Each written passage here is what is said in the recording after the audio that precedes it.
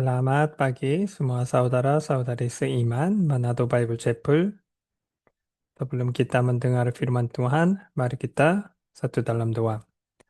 Terima kasih Tuhan karena Tuhan memberi kesempatan bagi kami semua untuk berkumpul di ruangan ini pada siang hari ini untuk mendengar firman Tuhan. Inilah waktu Tuhan, minta tolong mungkin Roh Kudus akan bekerja di dalam hati-hati saudara-saudari seiman, maka mereka mungkin bisa mengerti kehendak Tuhan dan rancangan Tuhan di dalam kehidupan kami. Kami berdoa dalam nama Yesus Kristus. Amin.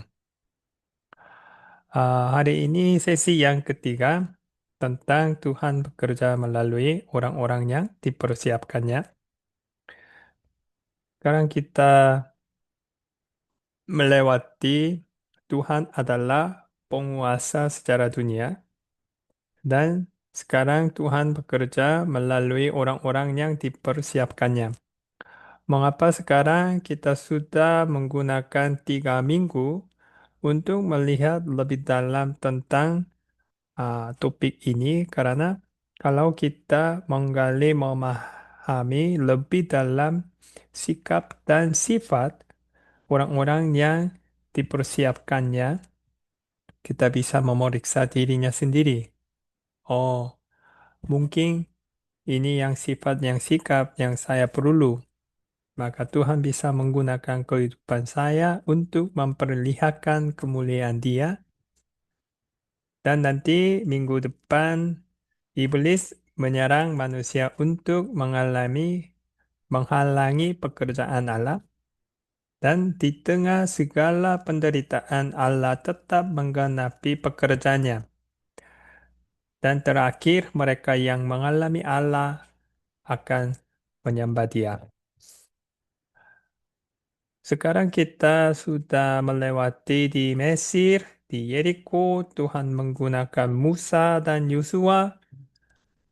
Dan sekarang kita melihat Zerubabel, Ezra, dan Nehemia. Dan tujuannya untuk apa?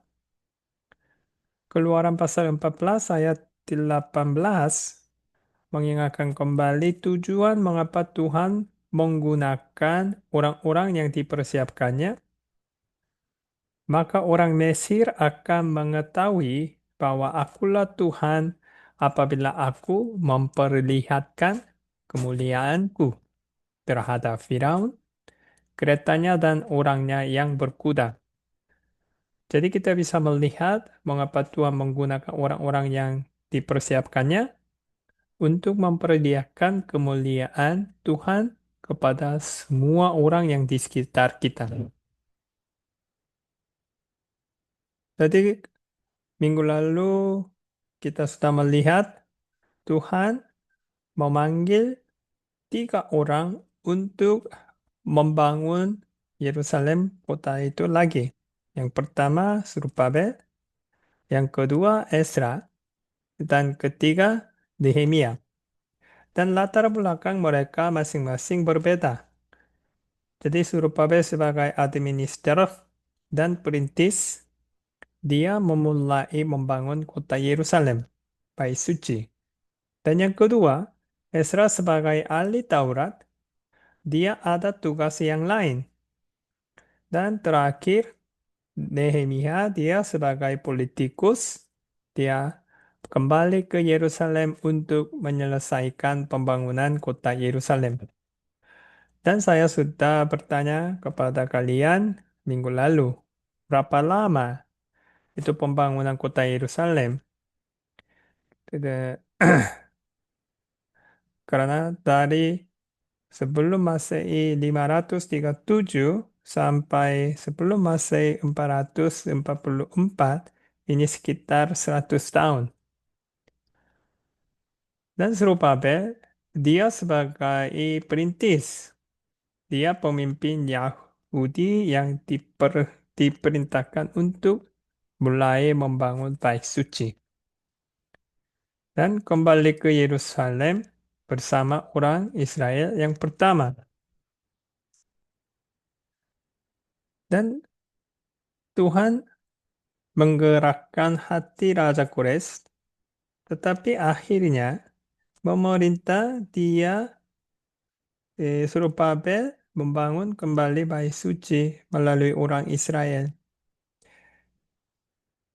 Dan kita sudah melihat siapa yang Ezra, dia sebagai ahli Taurat, dia ada hatinya dan memutuskan tujuan hidup dia, Ezra pasal 7 ayat 10, sebab Ezra telah bertekad untuk meneliti Taurat Tuhan, dia sangat mengutamakan Taurat Tuhan di dalam kehidupan dia. Jadi dia mau meneliti dan melakukannya serta mengajar ketetapan dan peraturan di antara orang Israel. Dan kita sudah melihat bagaimana dia kembali dari Persia ke Yerusalem. Dia bisa minta panglima-panglima raja untuk melindungi kelompok ini, tetapi dia tidak mau.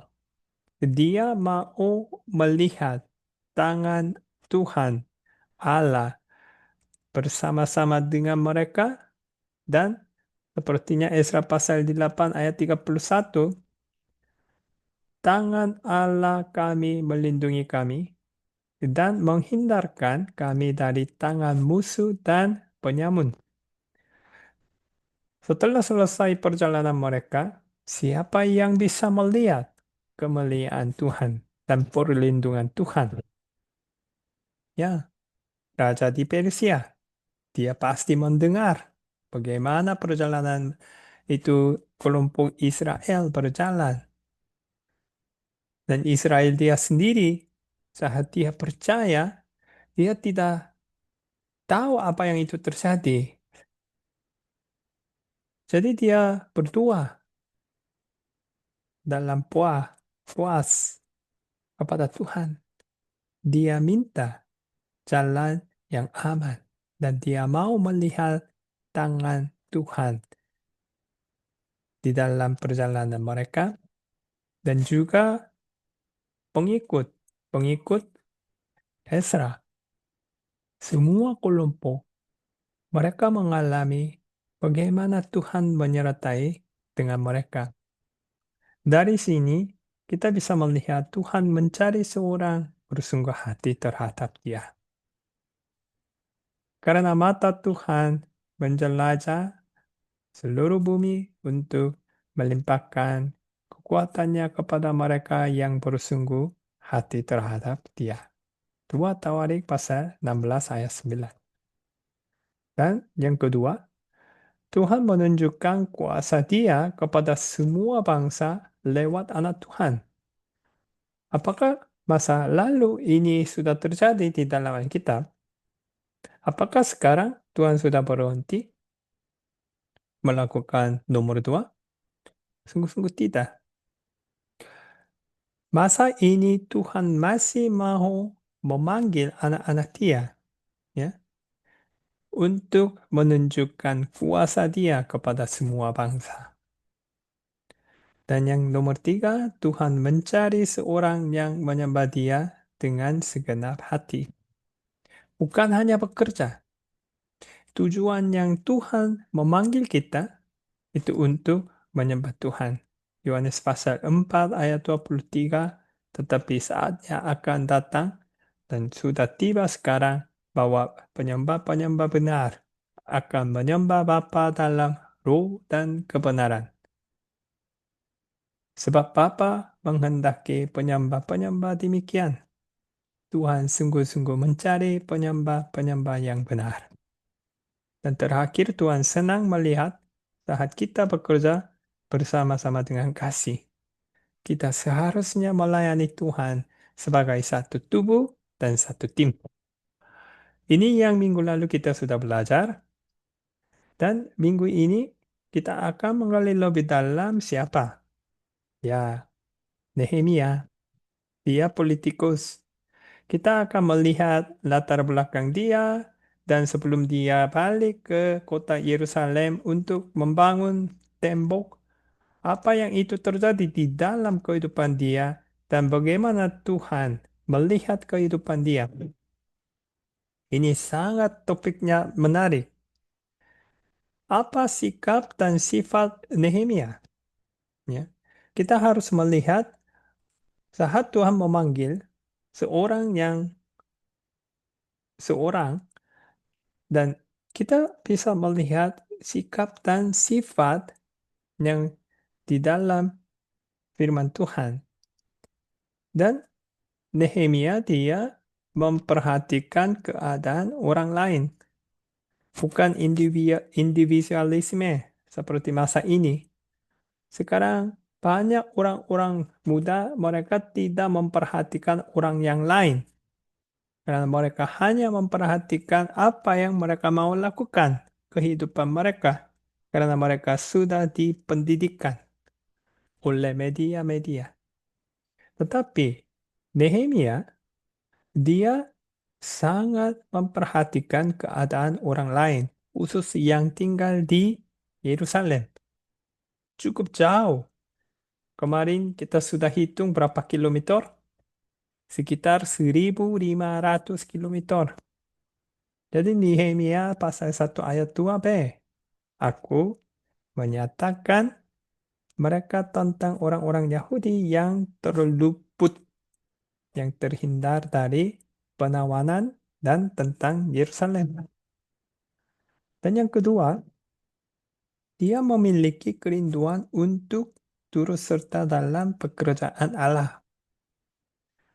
Mungkin kalian tahu atau belum tahu posisi Nehemia di Persia. Dia sudah sukses. Ya. Dia sebagai politikus posisi yang tinggi sekali.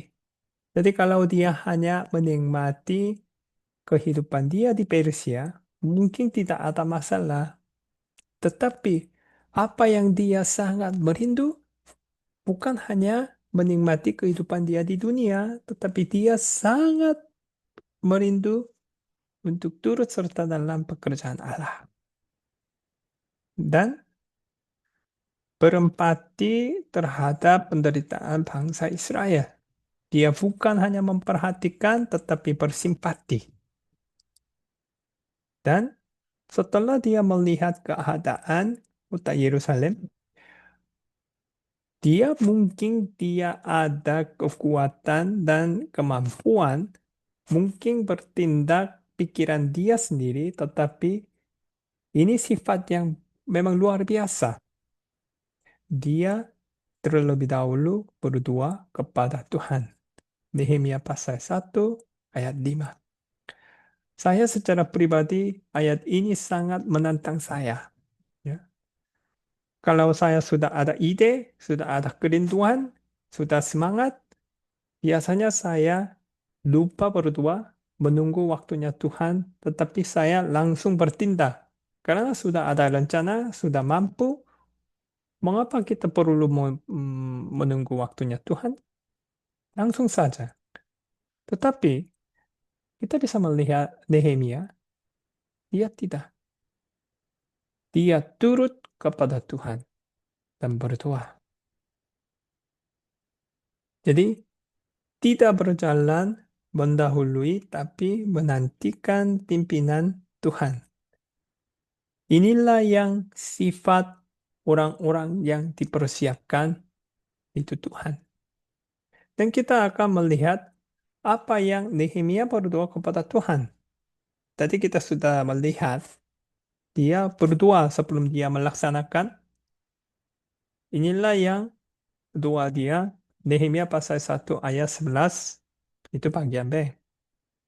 Tuhan, berilah telinga kepada doa hamba-Mu ini dan kepada doa hamba-hamba-Mu yang rela takut akan nama-Mu. Dan biarlah hamba-Mu berhasil hari ini dan mendapat belas kasihan dari orang ini. Ketika itu aku ini juru minuman raja. Di dalam ayat ini, dia mengidentifikasikan dia sendiri sebagai hamba Tuhan. Tetapi posisi dia juru minuman raja. Dan nanti kita akan melihat apa yang posisi dia dibandingkan dengan di Indonesia sebagai politikus. Tapi kita bisa melihat yang pertama, dia menyebut dia sendiri sebagai hamba Tuhan. Inilah yang hamba. Perintahkanlah dan saya akan melakukan. Berilah telinga kepada Tuhan hambamu. Dan yang kedua, dia bilang hamba-hambamu rela takut akan namamu. Dia hidup takut akan Tuhan. Yang ketiga, biarlah hambamu berhasil hari ini mendapat belas kasihan dari orang ini. Orangnya ini raja di Persia. Jadi kita bisa melihat langkah demi langkah. Dia menyebut dia sebagai hamba. Dan dia berdoa. Dan dia menyerahkan segalanya kepada tangan Tuhan. Campur tangan Tuhan. Dan inilah yang sifat sebagai hamba kita, Tuhan. Dan 1 Petrus pasal 5 ayat 6. Ini menjelaskan kalau kita merendahkan dirinya kepada Tuhan, ini akan terjadi. Karena itu, rendahkanlah dirimu di bawah tangan Tuhan yang kuat, supaya kamu ditinggikannya pada waktunya. Saat kita merendahkan diri, waktunya akan datang. Siapa yang menaikkan posisi kita? Tuhan. Amin. Dan kita akan melihat apa yang posisi juru minuman raja di Persia sesuai dengan tugas-tugas, ya. Dan di Indonesia kita akan membandingkan. Yang pertama di Persia sebagai juru minuman raja, dia pengelolaan makanan dan minuman raja. Jadi ini seperti di Indonesia Menteri Sekretaris Negara mendampingi dan menjamin Presiden Indonesia dan dia bisa akses dan kepercayaan. Dan yang kedua, menjamin kesehatan dan keselamatan raja. Sebagai juru minuman raja pada waktu di Persia, kalau ini di Indonesia, sebagai kepala rumah tangga kepresidenan. Jadi, dia menjaga semua kehidupan presiden dan protokol kenegaraan. Dan yang ketiga, penasehat kebijakan. Jadi sekarang di Indonesia sepertinya Menteri Luar Negeri atau penasihat senior.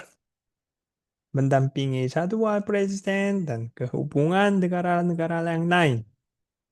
Dan dia kadang-kadang mewakili presiden. Ini yang posisi Nehemia. Tapi kita tadi sudah melihat sifatnya, sikap dia. Merendahkan diri kepada Tuhan karena dia percaya bahwa Tuhan sebagai sang raja. Dan kita sudah melihat Tuhan sebagai Alfa dan Omega adalah penguasa sejarah dunia. Karena Musa, Tuhan menggeraskan hati Firaun. Keluaran pasal 14 dan 4. Tuhan bisa menggeraskan hati Firaun. Betul?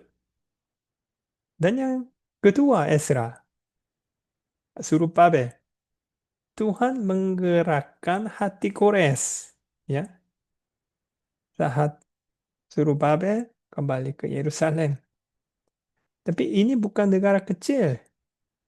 Negara ini Babylon ini, Persia pada waktu itu yang paling besar dan kuat di dunia ini. Dan bagaimana Ezra?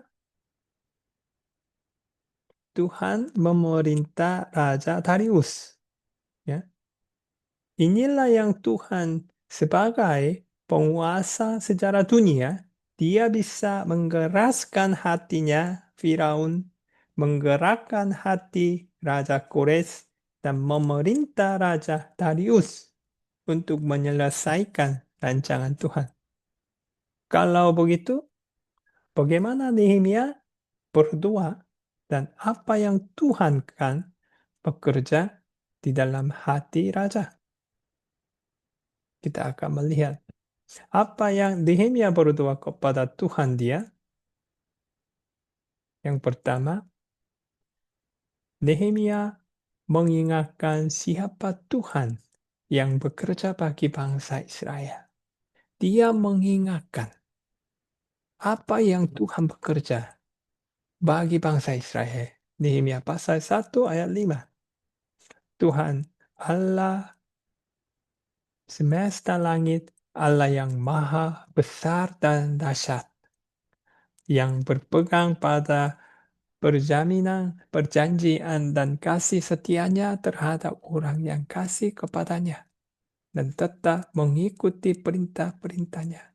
Dia mengingatkan siapa Tuhan bagi bangsa Israel. Yang kedua, Nehemia mengakui semua dosa bangsa Israel. Dengan mengaku segala dosa yang kami orang Israel telah lakukan terhadapmu, juga aku dan kaum keluargaku telah berbuat dosa. Dia mengakui dosanya. Mengapa dia berdoa dan mengakui dosa ini? Kalau ada yang sesuatu yang seperti penjahatan atau dosa di dalam kehidupan kita, Tuhan tidak bisa menggunakan kita untuk menyatakan atau memperlihatkan kemuliaan Dia. Karena kita ada yang sesuatu. Oleh sebab itu, kita harus berdoa. Dan yang ketiga, Nehemia meminta belas kasih Tuhan dan berdasar dengan firman Tuhan. Dia tidak memaksa Tuhan bekerja di dalam kehidupan dia, tetapi dia bermohon, aku kukumpulkan mereka kembali dan kubawa ke tempat yang telah kupilih untuk membuat namaku diam di sana. Kalian bisa melihat saatku, istilah ini hurufnya besar. Jadi dia berdoa, Tuhan sudah berjanji kepada bangsa Israel. Jadi inilah waktu menyelesaikan rancangan Tuhan. Tetapi inilah yang kehidupan saya, gunakanlah saya untuk menyelesaikan pekerjaan Tuhan. Dia berdoa ini. Jadi apa yang terjadi setelah dia berdoa kepada Tuhan? Kita akan melihat percakapan antara Raja dan Nehemia.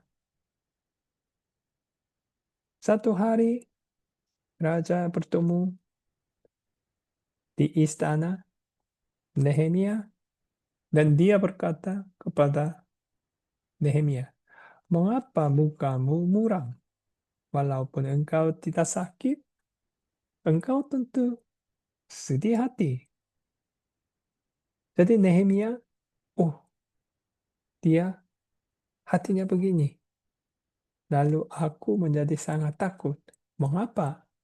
Karena tugas dia dan rekan dia harus menyenangkan hatinya itu raja. Oleh sebab itu dia sangat takut.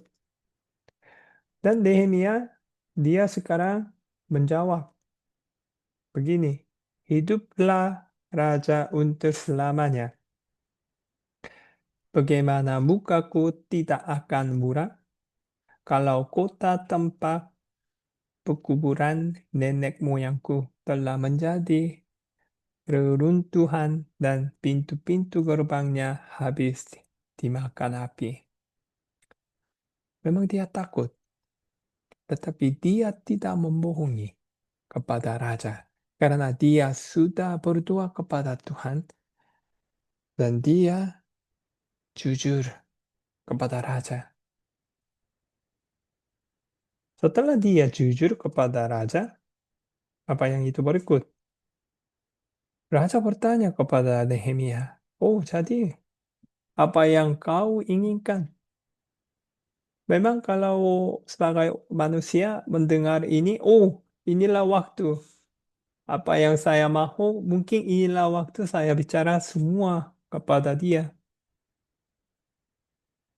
Tapi kita harus melihat itu sikapnya Nehemia, bagaimana dia merespon ya waktu yang emas.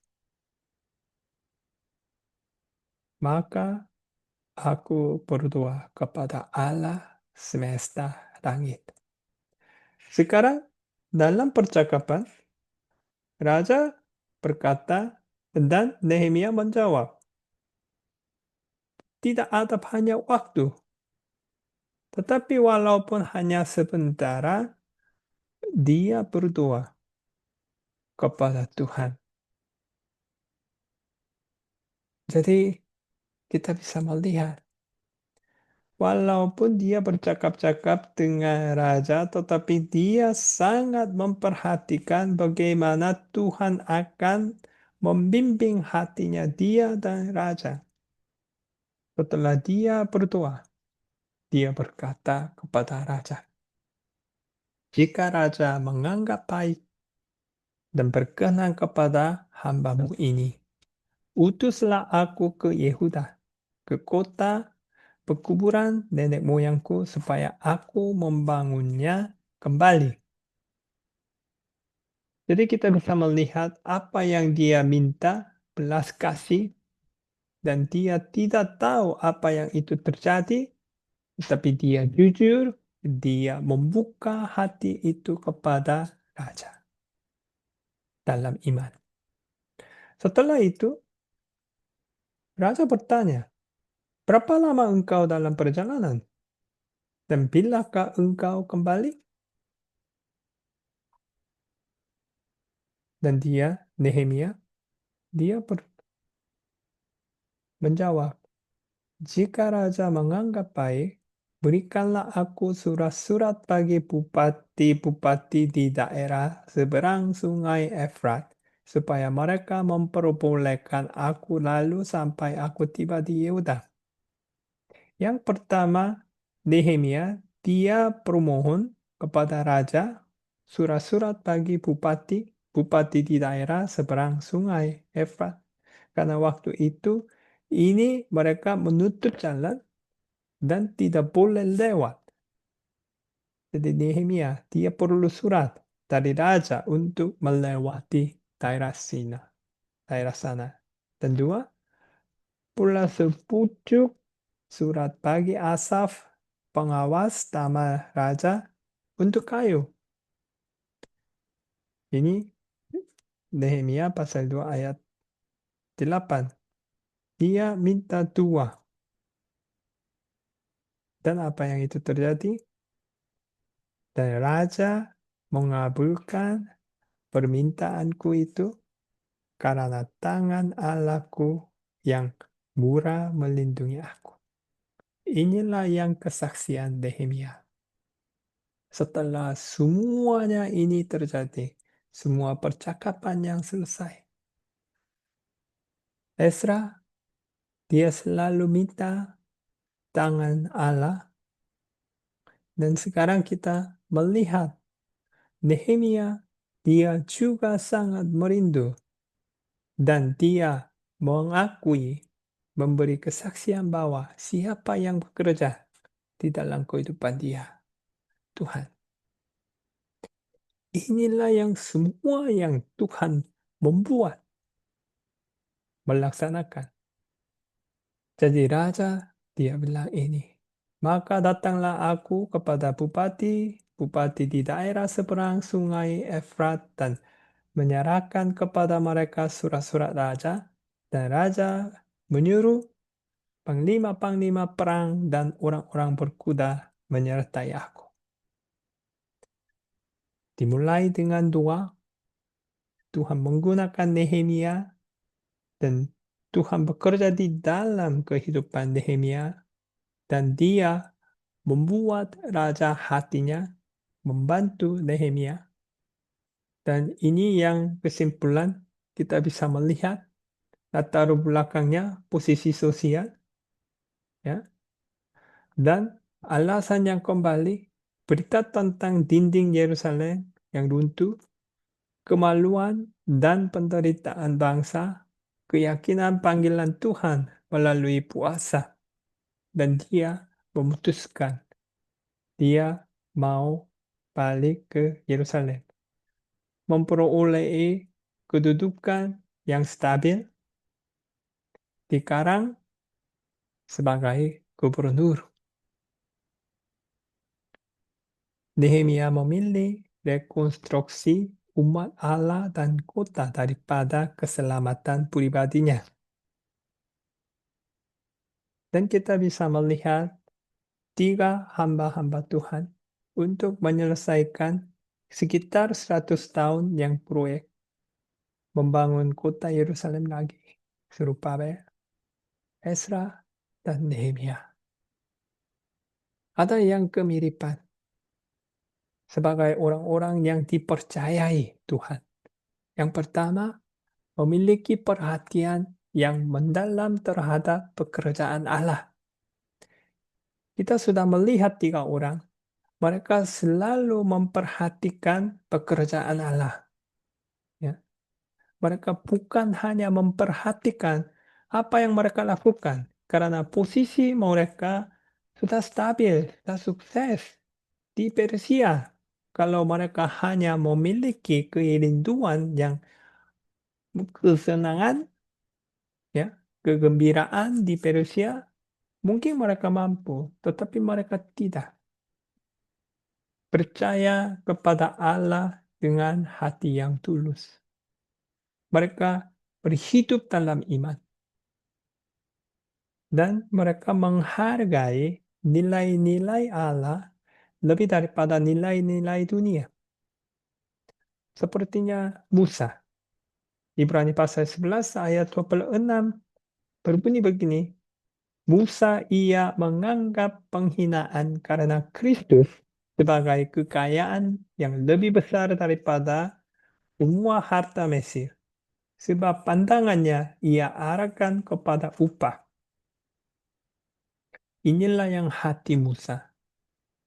Dan kita bisa melihat Zerubabel dan Ezra dan Nehemia bertiga, mereka bersama-sama seperti yang ini.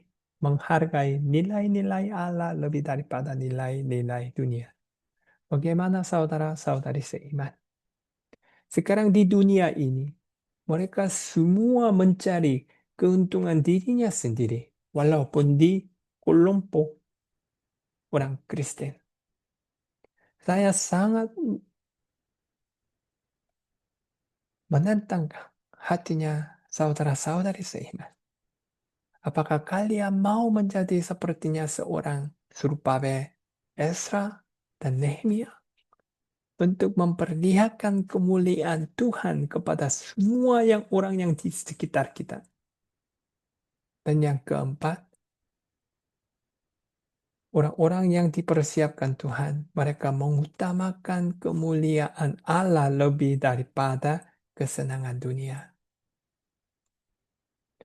Ia karena iman maka buka setelah dewasa menolak disebut anak putih Firaun karena ia lebih suka menderita sengsara dengan umat Allah daripada untuk sementara menikmati kesenangan dari dosa.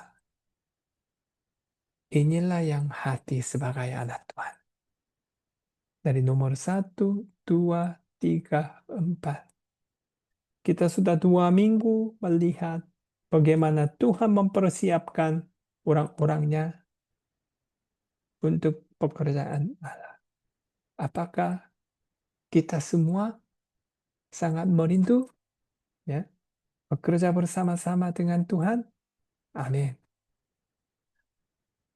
Terima kasih. Inilah yang firman Tuhan dan kita akan mengambil waktu sharing.